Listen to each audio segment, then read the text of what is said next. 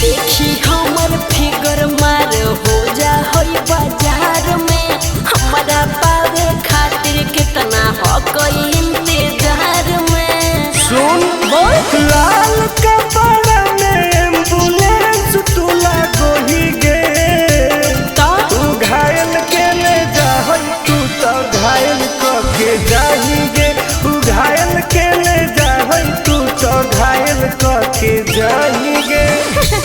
अरे बाप रे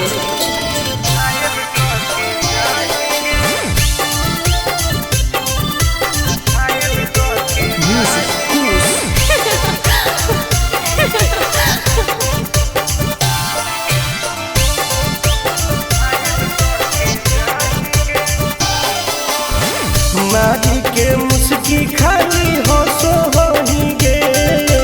अच्छा कवनो से काहे नहीं फंसो होही गे। आगे बोल लगे हे सुन उठवा के लाली जानो लेवा हो कोई रे गलिया मिठाई वाला लेवा हो कोई रे बुझले। ओके मांगो ही किस तो करो ही नहीं गे।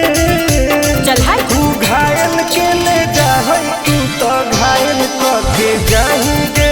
तू घायल के ले जा तू तो घायल के जाही गे।